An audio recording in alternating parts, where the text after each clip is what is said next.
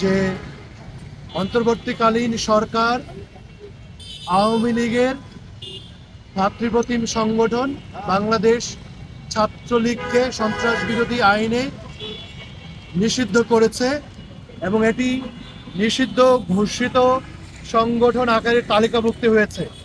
বাংলাদেশের মানুষ, বিশেষ করে শিক্ষার্থী সমাজের মধ্যে একটি স্বস্তি বিরাজ করছে। জুলাই গণঅভ্যুত্থানের এই রক্তস্রোতের মধ্য দিয়ে যে আমরা এক নতুন বাংলাদেশ পেয়েছি, যাকে আমরা বলছি সেকেন্ড রিপাবলিক, এই সেকেন্ড রিপাবলিকে আমরা মনে করি আচরণের পথ বন্ধ করে যায়, তাহলে এই গণ অভ্যুত্থানের স্পিরিট সমুন্নত থাকবে, বাংলাদেশের মানুষ সত্যিকারের স্বাধীনতা ভোগ করবে এবং আমাদের যে কাঙ্ক্ষিত রিপাবলিক, আমরা যেটাকে বলছি সেকেন্ড রিপাবলিক, সেটি প্রতিষ্ঠা পাবে। সারা দেশবাসীকে এই নতুন স্বাধীনতার আনন্দ উপভোগ করার আহ্বান জানাচ্ছি। ইনকিলাব জিন্দাবাদ, বাংলাদেশের ছাত্র জনতা জিন্দাবাদ।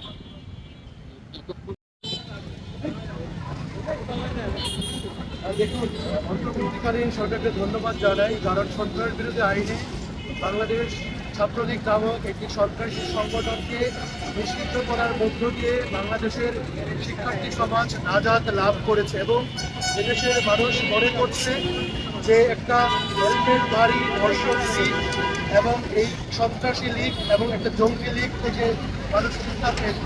আমরা দেখছি গত 15 বছরে এই সংগঠনটি সাংগঠনিক অভিভাবক ছিলেন উনি প্যাকিস এবং কথিত শেখ হাসিনা ভারত অবস্থান করছেন। তার ছত্রছায়ায়, তার নির্দেশে হত্যা, খুন, লুটতরাজ, চাঁদাবাজি, হানাহানি, মাদকের কারবার সহ এবং অর্থ পাচার সহ কেন কোনো অপরাধ নাই যে বাংলাদেশ ছাত্রলীগ করবে।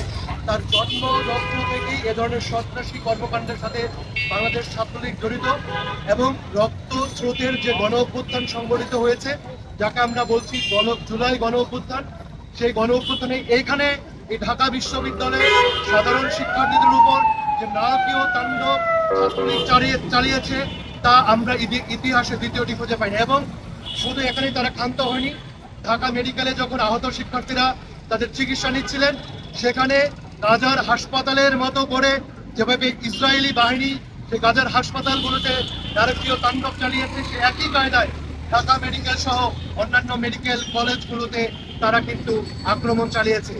যেটি আন্তর্জাতিক মানবাধিকার যে আইনগুলো রয়েছে সেগুলো সুস্পষ্ট লঙ্ঘন এবং যুদ্ধকালীন সময়েও এ ধরনের বর্বরতা চালায় নেয়। আমরা মনে করছি দীর্ঘ যে সন্ত্রাসী কার্যক্রম ছাত্রলীগের, এগুলোর কারণে খুব যৌক্তিক কারণেই সন্ত্রাস বিরোধী আইনে ছাত্রলীগকে নিষিদ্ধ করছে। এভাবেই একটি সামাজিক সাংস্কৃতিক আন্দোলনের মধ্য দিয়ে বাংলাদেশ আওয়ামী লীগকে যত নিষিদ্ধ করা হয় সে দাবি আমরা রাখছি।